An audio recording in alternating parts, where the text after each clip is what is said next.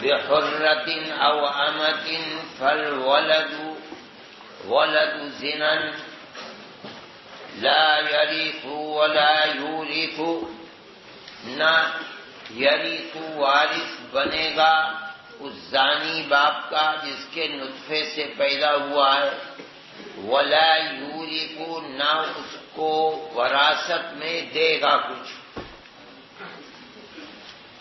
مان لیجئے اس ولد زنا نے کاروبار کیا، دولت مند بن گیا، مر گیا، تو چونکہ شریعت کی نظر میں اس ماں کی کوئی قیمت نہیں ہے، حرام تھا، شیء حرام کی قیمت نہیں، اس لیے نسبت ولد کی اس کی طرف ابوت و بنوت کی نہیں ہوگی، وراثت بھی نہیں ہوگی۔ اگر باپ مر گیا تو یہ اس یعنی وہ زانی باپ مر گیا تو یہ اس کا وارث نہیں ہوگا، اگر یہ مر گیا تو اس کے لیے مورث نہیں بنے گا۔ چاہے کسی سے بھی عمل زنا اس نے کیا ہو بحرۃ أو أمة، والعمل على هذا عند أهل العلم أن ولد الزنا لا يرث من أبيه، چونکہ کلمات حدیث کے اندر دونوں ہیں اس لیے اکتفا ایک پر کر دیا، لا يرث من أبيه ولا يورث۔ جی چلیے۔ باب من يرث الولد. وبه قال حدثنا قتيبة قال حدثنا ابن لهيعة عن عمرو بن شعيب عن أبيه عن أبيه رضي الله تعالى عنه أن رسول الله صلى الله عليه وسلم قال يرث الولد من يرث المال. هذا حديث ليس إسناده بالقوي. صاحب کتاب نے یہ روایت بیان کی ہے، ولا سے مراد ولا اعتاقہ ہے، باپ نے کسی کو آزاد کیا، جس کو آزاد کیا تھا اس نے کاروبار کیا، مر گیا، تو اب یہ جو ولا ہے آزاد کرنے والے کی طرف منتقل ہوگا، ولا کی بنیاد پر دولت مال جو چھوڑا ہے ادھر منتقل ہوگا۔ مان لیجئے معتق مر گیا باپ اور اولاد چھوڑ کر کے مرا ہے، تو یہاں مسئلہ ہے کہ وہ جو اس کا معتق تھا باپ کا وہ بعد میں زندہ رہا اور مرا جبکہ معتق پہلے مر چکا ہے، تو یہ جو معتق کی اولاد ہے یہ اس کی وارث بنے گی۔ لیکن مسئلہ کیا ہے؟ مسئلہ یہ ہے کہ معتق کی اولاد نرینہ وارث بنے گی، انثى وارث نہیں بنے گی۔ اب روایت کے الفاظ ہیں، فرماتے ہیں یریث الولاء من یریث المال، وہ جو ولا کا وارث، ولا اعتاقہ کا وارث وہ بنے گا جو معتق کے مال کا وارث۔ مال کا وارث تو مرد بھی ہے، لڑکے بھی ہیں، لڑکیاں بھی ہیں، تو روایت کے ظاہری کلمات سے یہ پتہ چل رہا ہے کہ جس طرح مرنے والے کے مال کی وارث لڑکے لڑکی دونوں بنتے ہیں، اسی طرح ولاء عتاقہ کے وارث بھی دونوں بنیں گے، اس لیے کہ کلمات ہیں یریث الولاء من یریث المال، اور مال کے وارث اولاد نرینہ اور غیر نرینہ دونوں بنے ہیں، لہذا ولاء عتاقہ بھی ان دونوں کو ملے گا۔ وہ جو مال چھوڑ کر کے گیا ہے معتق کی اولاد کے اندر تقسیم کر دیا جائے گا، جو حصے شرعی ہیں یہ پتہ چلتا ہے کہ وَلِلذَّكَرِ مِثْلُ حَظِّ الْأُنثَيَيْنِ، اور انثى کو اس کا آدھا مل جائے گا۔ لیکن یہ جمہور کے مسلک کے خلاف ہے، صاحب کتاب اس کا فیصلہ یہ فرماتے ہیں کہ وَهَذَا حَدِيثٌ لَيْسَ إِسْنَادُهُ بِالْقَوِيِّ، زیادہ ناقابل قبول ہے۔ اگر اسناد پر بحث نہ کی جائے، معنی لیے جائے تو یہ ہوگا یریث الولاء من یریث المال من العصبتی، یہ قید لگائی جائے گی۔ عصبہ بنفسہ یہ مراد ہے، یہ نہیں ہے کہ ذکور و اناث سب کے سب نہیں، عصبہ بنفسہ وہ ذکور جو میت سے تعلق رکھتے ہیں بدونی وساطت الانثى، بس وہ بنیں گے وارث، دوسرے نہیں، یہ مراد لی جائے تو پھر اس کا مطلب ہے قطع نظر اس کی کہ سند کیسی ہے اور کیا ہے، یہ معنی صحیح ہو سکتے ہیں ورنہ نہیں۔ جی وبه قال حدثنا أنس وأبو موسى المستملي البغدادي قال حدثنا محمد بن حرب قال حدثنا عمرو بن ربة التغلبي عن عبد الواحد بن عبد الله بن مسلم النصري عن ماهلة بن الأصبع رضي الله تعالى عنه أنه قال قال رسول الله صلى الله عليه وسلم المرأة تحوز 3 موارث عتيقها ولقيتها وولدها الذي لا عنت عنه. هذا حديث حسن غريب لا نعرفه إلا من حديث محمد بن حرب على هذا الوجه. فرماتے ہیں کہ نبی کریم علیہ الصلوۃ والسلام نے کا ارشاد ہے کہ المرأة تحوز 3 مواریث، 3 وراثتوں کو سمیٹے گی، جمع کرے گی عورت۔ کون سی 3 کون سی؟ عتیقہ، جس کو اس نے آزاد کیا ہے، لیکن اگر اس نے آزاد نہیں کیا، باپ نے آزاد کیا ہے، اس میں سے اس کو حصہ نہیں ملے گا۔ وَلَقِيطَهَا،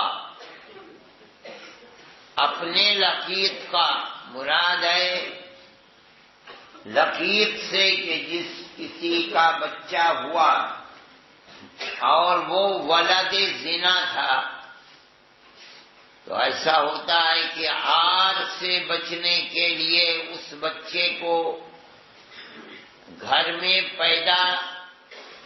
پیدائش کے وقت لڑکی کو چھپایا جاتا ہے تاکہ دنیا نہ دیکھے، اور پھر بچہ پیدا ہوتا ہے تو اس بچے کو پالا نہیں جاتا بلکہ کسی جگہ چھوڑ دیتے ہیں، کوئی اٹھا کر کے لے جائے۔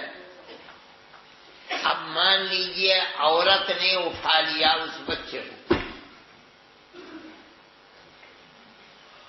اور اس نے پالا، جس طرح سے ماں اپنی اولاد کو پالتی ہے اس طرح پالا، یہ ہے لقیطہ کا مفہوم۔ فرماتے ہیں کہ دوسرا یہ ہے، اب یہ جو اٹھا کر پرورش کر رہی ہے اس کی، اور یہ بچہ اسے اپنی ماں ہی سمجھ رہا ہے، اس کا اس سے نسبی کوئی رشتہ اور تعلق نہیں ہے۔ وراثت کی بنیاد تعلق نسبی ہے۔ اس بچے کا جو پڑا ہوا تھا اس نے اٹھا لیا، اس سے اس کا نسبی کوئی رشتہ نہیں ہے، لیکن دنیا میں اس بچے کا سب سے بڑا محسن اللہ کے بعد یہ عورت ہے جس نے اس کو اپنی اولاد کی طرح پالا ہے۔ اس پر احسان سب سے بڑا اس عورت کا ہے، اس کی پرورش، نگہداشت، تعلیم و تربیت، یہاں تک کہ بڑا ہوا اور ہو سکتا ہے کہ کروڑوں کا مالک ہو گیا، لیکن ہر چیز اسی عورت کی طرف جائے گی، البتہ اس سے نسبی رشتہ کوئی نہیں ہے، اور وراثت کی بنیاد چونکہ نسب پر یہ وارث اس کی نہیں بنے گی، اور نہ یہ عورت مورث بنے گی اس کی، یہ کوئی نہیں رشتہ ہے جو اس کے وارثین ہیں وہ اس کا مال لیں گے، اس لڑکے کا تو اس میں کوئی حصہ نہیں ہے، نہیں کوئی نسبی رشتہ نہیں ہے۔ یہ 2، اور تیسرے ہیں الذی وولدها الذی لا عنت عنہ، مان لیجئے بچہ اس کے پیدا ہوا، جو اس کا شوہر تھا اس نے کہا یہ بچہ میرا نہیں ہے۔ اب اس کے سلسلے میں قرآن نے والذین یرمون ازواجہم ولم یکن لہم شہداء الا انفسہم فشہادۃ احدہم اربع شہادات باللہ انہ لمن الصادقین والخامسۃ ان لعنۃ اللہ علیہ ان کان۔ اور اسی طرح سے یہ بھی یہ ہو گیا، بنیاد یہ بچہ ہے، شوہر یہ کہتا ہے کہ یہ بچہ میرا نہیں ہے، تو کسی اور سے لے کر آئیے۔ عورت کھاتی ہے 4 قسمیں، کہتی ہے میں بالکل سچی ہوں، اگر جھوٹی ہوں تو میرے اوپر لعنت۔ اب سوال پیدا، جب دونوں اپنی اپنی جگہ پر کھڑے ہیں، کوئی پیچھے نہیں ہٹ رہا ہے، یہاں تک کہ لعنت کا مستحق اپنے آپ کو بنانے کے لیے تیار، دونوں کہہ رہے ہیں کہ اگر جھوٹے ہیں تو کیا فرق الگ۔ یہ بچہ جس کے بارے میں شوہر قسم کھا رہا ہے، ظاہر ہے کہ اس کے بعد اس بچے کیا کہ نسبت کی وہ انکار کر رہا ہے، اور اتنی قوت کے ساتھ انکار کر رہا ہے، قسمیں 4 کھا لی، یہاں تک کہ ماں چھوڑ دی اس نے، لہذا اس بچے کی نسبت اس کی طرف تو ہوگی نہیں، رہ گئی یہ ماں، تو یہ تو اب اس نسبت کا نہیں انکار کر سکتی، لیکن اسی کے پیٹ سے تو اس نے جنم لیا، اور نہ کوئی مختلف فی مسئلہ ہے، بھائی اس میں تو اختلاف ہے کہ یہ میرے نطفے سے ہے یا نہیں، لیکن عورت تو یہ نہیں کہ یہ میرا بچہ نہیں ہے، یہاں تو اس کا نسب ثابت ہے۔ جب ثابت ہے تو رشتہ نسبی اس عورت کے ساتھ تو اس کا قائم ہے، شوہر یہ کہہ رہا ہے کہ یہ میری نسبت اس سے قائم نہیں ہے، یہ میرا بیٹا نہیں ہے، لہذا یہ بیٹا لا یرث من ابیہ ولا یرث ابوہ منہ، اس لیے کہ یہاں تو نسبت ہے نہیں، باقی ماں تو وہ تو اس کی ماں ہے، نہ ماں انکار کر رہی کہ میرا بیٹا ہے، نہ بیٹا انکار کر رہا ہے کہ میری ماں ہے، اور حقیقت یہ کہ اس کے پیٹ سے تو اس نے جنم لیا ہی ہے، اس لیے فرماتے ہیں کہ یہ 3 چیزوں کو عورت سمیٹے گی، لیکن مسئلہ یہ ہے کہ وہ جو درمیان کا ہے لقیطہا، اس کو کیوں سمیٹے گی؟ تو حقیقت یہ ہے کہ سمیٹنے کا یہ مطلب نہیں ہے کہ یہ عورت وارث بن جائے گی اس کی، لیکن وراثت کی تو بنیاد ہے نسب، اور نسب اس کے ساتھ کوئی تعلق نہیں ہے، یہ بھی نہیں معلوم کہ اس کی ماں کون ہے، اس کا اصلی باپ کیا ہے، وہ تو چھوڑ گیا۔ میں مراد آباد میں مدرسہ جائی، صبح کو جا رہا تھا سبق پڑھانے کے لیے، میں نے دیکھا اتنا بڑا بچہ پڑا ہوا ہے، میرے ذہن میں نہیں آیا کہ یہ رقیق ہوگا، میں نے کبھی سنا بھی نہیں تھا، دیکھا بھی نہیں تھا، میں بڑھ گیا، چلا گیا، میں نے کبھی کوئی شور کر کے گئی ہو گیا تو اٹھا لے گی، وہ تو 2 دن کے بعد شور مچا کہ بھائی بہت فلاں جگہ پر ایک بچہ تھا، اسے پرانے والوں سے اٹھا کر کے نہیں گئی وہ پالے گی، اب بھائی کیا تھا وہ کچھ چھوڑ کر نہیں دیتی، ایسا بہت ہوتا ہے، چھوڑ دیتی ہیں، اب عورت اسے پالتی ہے، کہ مطلب ہے کہ اس لڑکے پر سب سے بڑا حق اس کا ہے، لہذا اس بچے کو جوان ہونے کے بعد اگرچہ اس کے ورثہ ہیں، اگرچہ اس کی شادی اس نے کر دی ہے، اگرچہ اس سے اولاد پیدا ہو گئی ہے، مگر یہ وارث تو نہیں، مثل الوارث، یعنی حق اس کا، ایسے جب ماں کا حق اولاد پر ہوتا ہے، یہ بھی اسی طریقے پر حق اس بیٹے کے اوپر رکھتی ہے، اس کو محروم نہیں کرنا چاہیے، یہ مراد لی جائے گی، ورنہ حق کے وراثت ادھر منتقل نہیں ہوگا۔ جی آخر الفوائد بسم الله الرحمن الرحيم أبواب الوصايا عن رسول الله صلى الله عليه وسلم باب ما جاء في الوصية بالثلث وفيه ابواب الوصایا، وصیت کہا جاتا ہے در حقیقت عہد مضاف الی ما بعد الموت. مرنے والا کہتا ہے میں اپنے اس مکان کو، اس دکان کو، اس زمین کو دارالعلوم دیوبند کو دے دیتا ہوں. مثال کے طریقے پر یہ جو حق دے رہا ہے اپنا مال کسی کو وصیت کر رہا ہے، یہ ہوتا ہے کہ میری زندگی تک میرے پاس رہے گا، میں مر جاؤں گا. عہد مضاف الی ما بعد الموت، تو یہ اس کو دے دیا جائے گا. میری زندگی میں تحت تصرفی ہے، یہ میرا مال ہے. میں مروں گا تو میرا کوئی وارث نہیں ہے، میرا کوئی عزیز رشتہ دار نہیں ہے، میں تو باہر سے آگے یہاں آباد ہو گیا، نہ بیوی ہے، نہ کوئی اصول میں، نہ فروع میں، نہ کوئی بھائی بہن، کوئی چیز ہے ہی نہیں. تو اب اس صورت کے اندر میرا مال جب نہ ذوی الفروض ہے نہ ذوی الارحام ہے، جائے گا کہاں یہ؟ تو اب اس خطرے سے کہ لوگ اس کو تیا پانچا کر جائیں گے اپنی زندگی میں، وسیع جب تک میں زندہ ہوں، سال 2 سال علاج دارو ہوگا، میرا یہ زمین ہے، میرا یہ مال ہے، میرا یہ گھر ہے، میرے بعد اس گھر کا مالک فلاں ہے.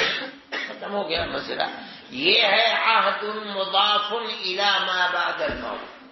یہ وصیت ہے، اور یہاں اس باب میں وصیت اسی معنی میں ہے. وصیت ایک اور معنی کے اندر بھی ہوتی ہے، ایسی چیز کا حکم جو بڑی اہمیت رکھتی ہے، یا ایسی چیز سے روکنا جس کا کرنا بہت زیادہ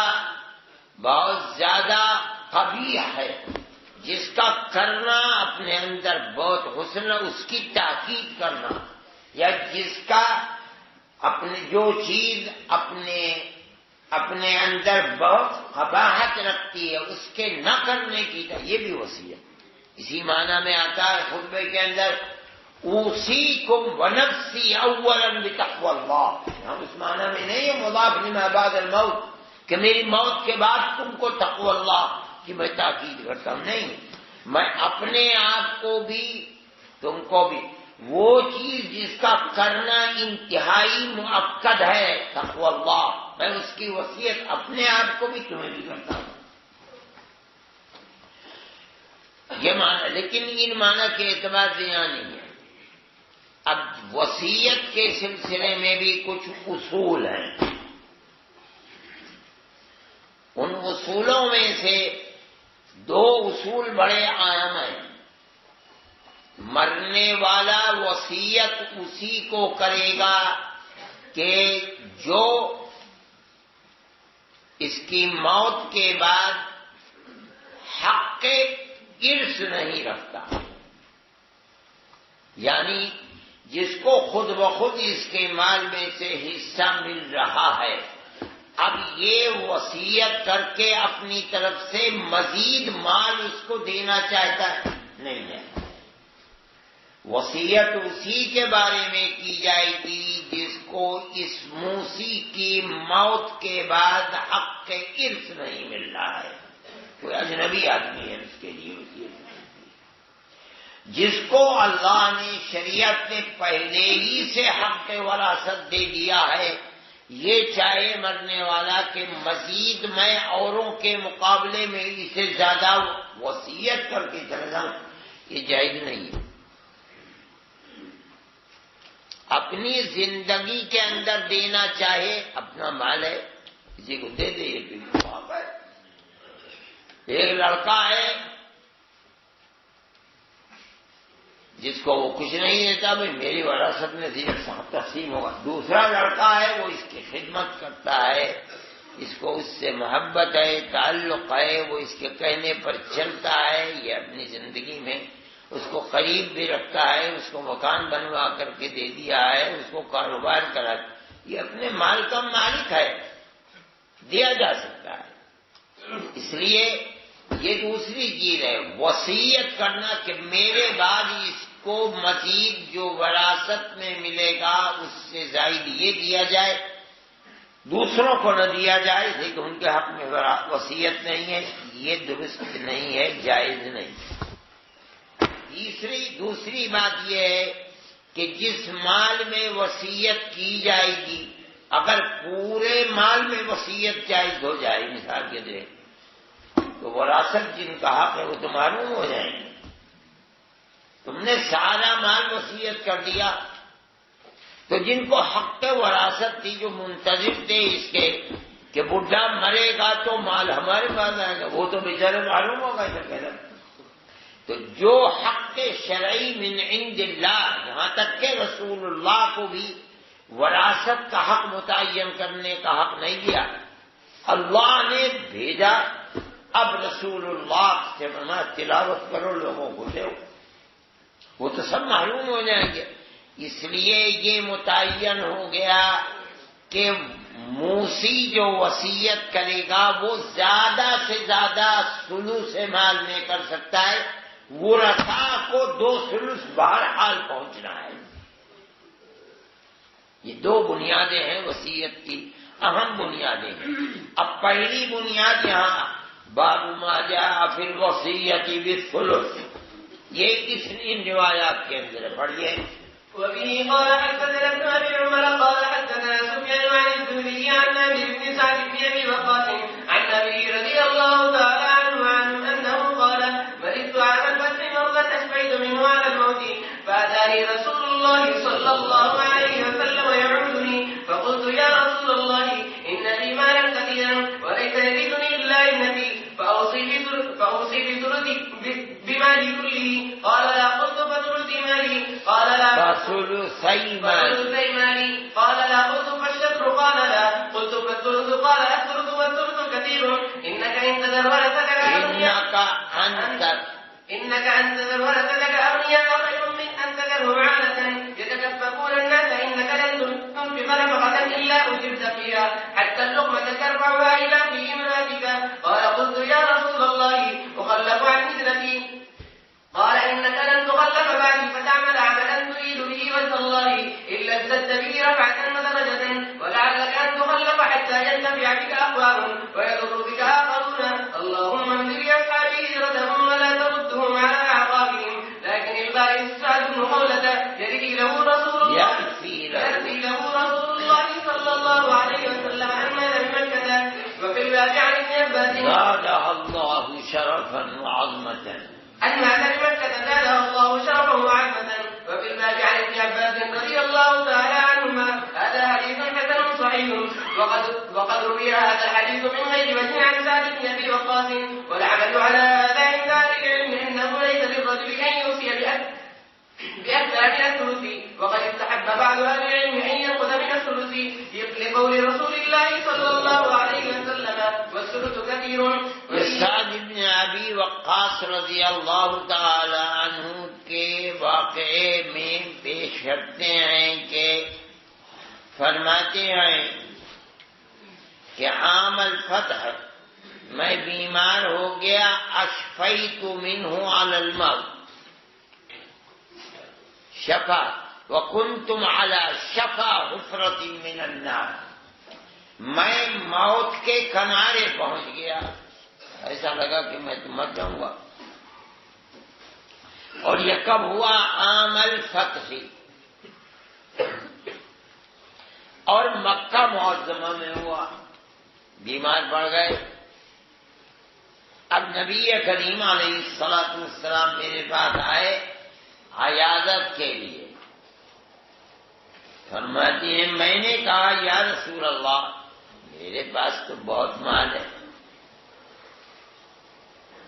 اور میرا وارث لا یرثنی الا ابنتی، علاوہ میری بیٹی کے کوئی وارث بھی نہیں ہے۔ مراد کیا ہے؟ یعنی یہ نہیں ہے کہ بس میری کوئی ذوی الفروض عصبہ وغیرہ کوئی نہیں، میری ایک بیٹی ہے، نہیں، یہ مراد نہیں ہے۔ اس لیے کہ فرماتے ہیں افاوسی بیماری کلی ہی، سب مال میں اپنا وصیت کر لوں؟ قال لا۔ میں نے کہا 2 وصیت کر دوں؟ فرمایا نہیں۔ میں نے کہا آدھا وصیت کر دوں؟ فرمایا نہیں۔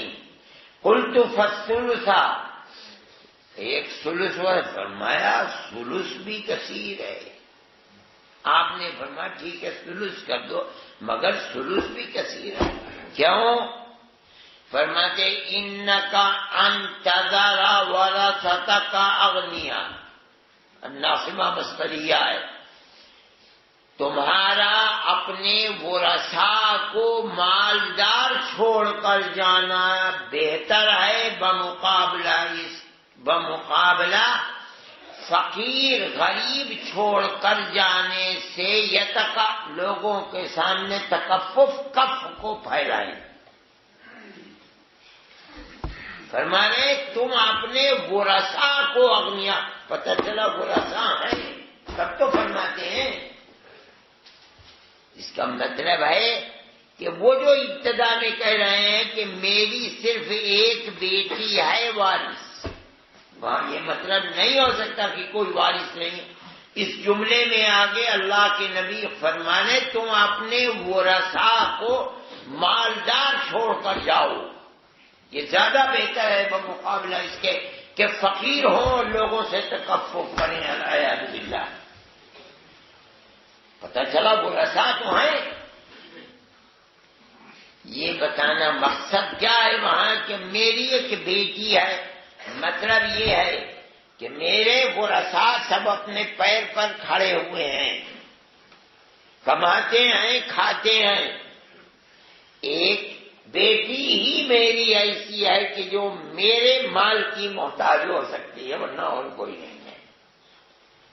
اب آپ بتائیے کہ میں اپنا مال سب وصیت کر جاؤں؟ یہ مراد لیے جائیں گے، یہ مراد نہیں ہو سکتے مانا کہ کوئی وارث نہیں۔ آپ تو فرمانے آگے کہ وہ ورثاء ہیں، اور ان کو یہ آپ نے ایک اصول بتا دیا ساری امت کو۔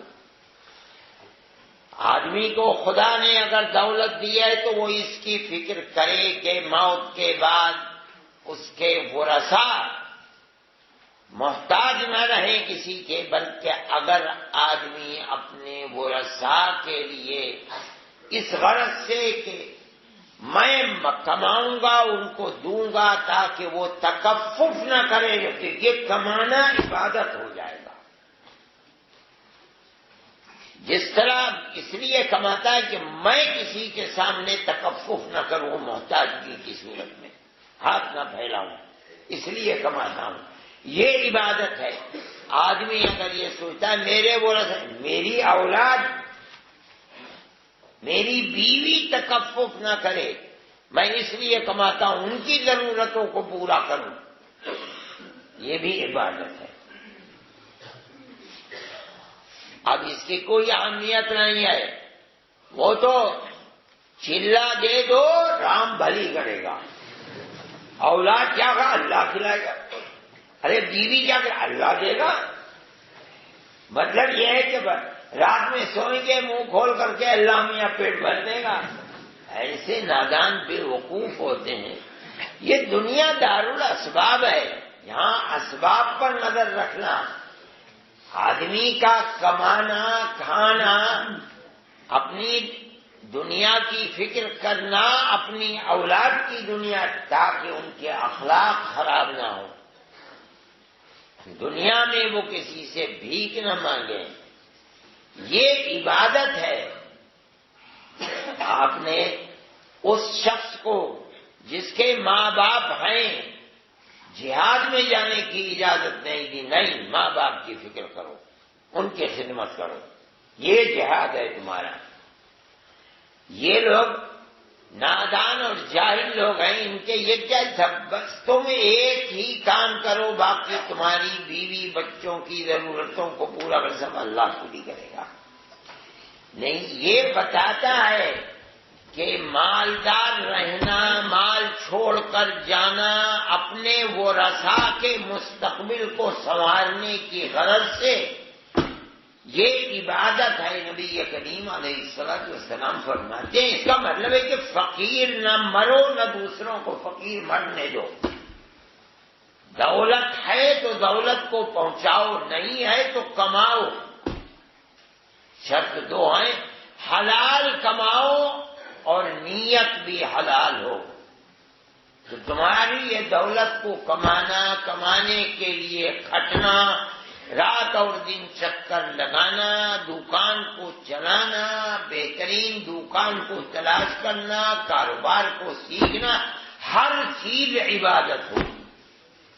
یہ بڑی اہم چیز ہے جو دین کے سلسلے میں بتاتی ہے، جو آپ نے سعد بن ابی وقاص رضی اللہ عنہ انک ان تذر ورثتک اغنیاء خیر من ان تذرهم عالة یتکففون الناس. فرماتے ہیں انک لن تنفق نفقة الا اجرت فیہا. کچھ بھی تم خرچ کرو گے، دو شرطیں، حلال اور حلال نیت سے، یہ دونوں شرطیں ہیں. یہاں تک کہ تم خرچ کرو ایک لقمہ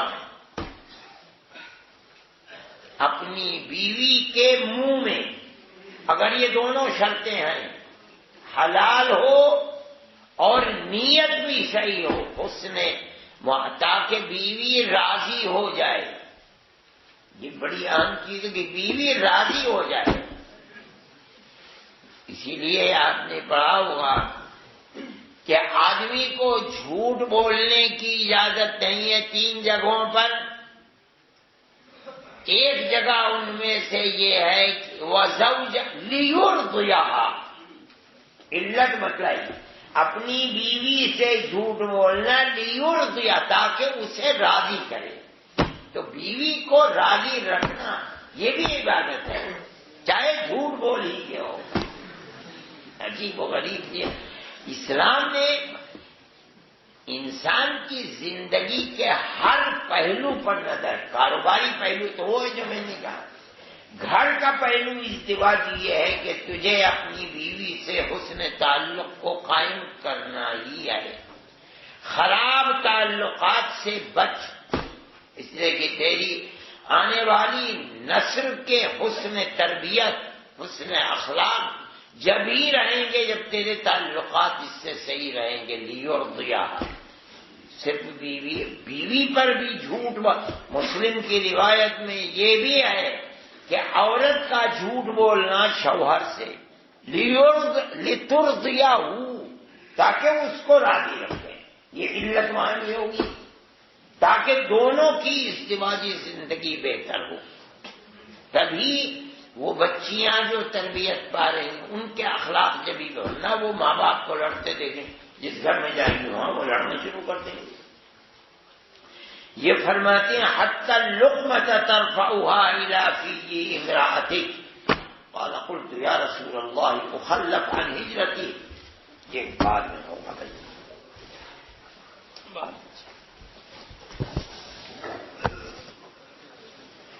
ساتھی کو کینسر ہو گیا. تبلیغی حضرات ہیں کہ اگر اللہ تعالیٰ نے جنت میں پوچھا کیا مانگتے ہو، تم کہیں گے یا اللہ یہاں بھی چلا دے. تو کہا یہ اتنی بڑی 14 طبق لوگ ادھر ہو جائیں گے. کچھ مسلوں پر خانہ کعبہ یقیناً شاخ گزرتا ہے، جس پر خانہ کعبہ کی تصویر ہے اس پر بیٹھنا نہیں چاہیے. اور اسی طرح سے نبی کریم علیہ الصلوۃ والسلام کی فالولد ولد زنا لا یرث، کیا یہ حکم اسلام ہے؟ ہر جگہ ہے اس حکم کو، اسلامی حکم سے کیا بھائی دعا کر لو.